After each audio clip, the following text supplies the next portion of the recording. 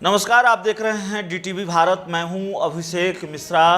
चिराग पासवान से बीजेपी ने किनारा कर लिया है। चिराग पासवान से बीजेपी ने पल्ला झाड़ लिया है। चिराग पासवान लगातार ये कर रहे हैं कि जो फैसला 2020 के विधानसभा चुनाव में हमने लिया वो बीजेपी की सहमति से लिया। बीजेपी को बाकायदा यह जानकारी दी कि हम न सिर्फ नीतीश कुमार के खिलाफ उम्मीदवार उतारेंगे बल्कि आपके खिलाफ भी 6 सीटों पर उम्मीदवार उतारेंगे। बीजेपी की इसमें सहमति थी।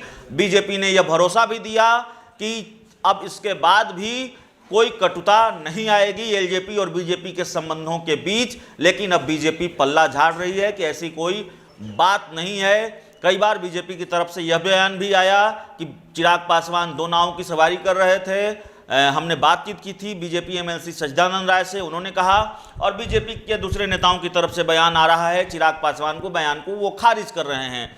सवाल यह है कि अगर नीतीश को निपटाने की साजिश में या नीतीश को निपटाने की सियासी खेल में बीजेपी शामिल नहीं थी चिराग पासवान के साथ, तो इस बात का भरोसा कैसे किया जा सकता है जब चिराग पासवान खुद ही इस बात को स्वीकार कर रहे हैं। और अगर मान भी लिया जाए कि नीतीश को निपटाने के सियासी खेल में बीजेपी शामिल नहीं थी, तो अरुणाचल में तो निपटा दिया बीजेपी ने जेडीयू को, और बीजेपी और जेडीयू के बीच निपटाने का खेल और निपटने पर जश्न का खेल तो लगातार चल रहा है। अरुणाचल में बीजेपी ने जेडीयू को निपटाया और पश्चिम बंगाल में टीएमसी ने बीजेपी को निपटाया, और उसके बाद जेडीयू के अंदर खाने जश्न जैसी स्थिति थी। उपेंद्र कुशवाहा ने तुरंत बधाई दे दी कि आपने तो चक्रव्यूह तोड़ दिया ममता बनर्जी जी।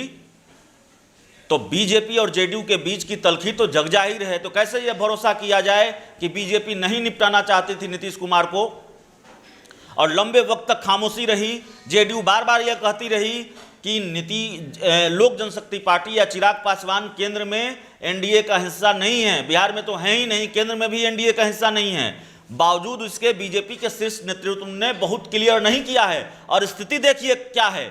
आज जब चिराग पासवान ये कह रहे हैं कि बीजेपी की सहमति से हमने ये पूरा खेल किया, बीजेपी को जानकारी देकर किया, तब भी बीजेपी के शीर्ष नेतृत्व की तरफ से यह बयान नहीं आया है कि चिराग पासवान केंद्र की एनडीए का हिस्सा हैं या नहीं है। तो एक तरह से पोल खोल दी है चिराग पासवान ने बीजेपी की, और बता दिया है कि दरअसल ये खेल बीजेपी का था।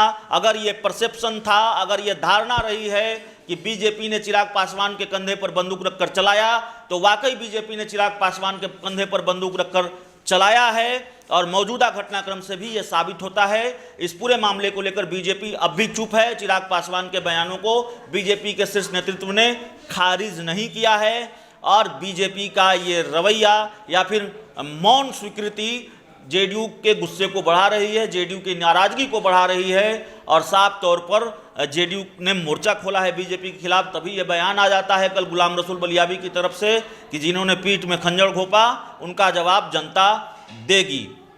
तो बिहार की राजनीति में अभी ढेर सारे खेल होने बाकी हैं। चिराग पासवान का आशीर्वाद यात्रा भी बाकी है, और चिराग पासवान के बयानों का असर होना पूरी तरह से बाकी है बिहार की सियासत में। तो आने वाले दिनों में बिहार की सियासी तस्वीर क्या होगी वो देखना होगा। लेकिन चिराग पासवान ने बीजेपी का राज खोलकर, या फिर जो साझा खेल रहा है 2020 के विधानसभा चुनाव में एलजेपी और बीजेपी का नीतीश कुमार के खिलाफ, उसके बारे में खुलासा करके बिहार की राजनीति में भूचाल ला दिया है।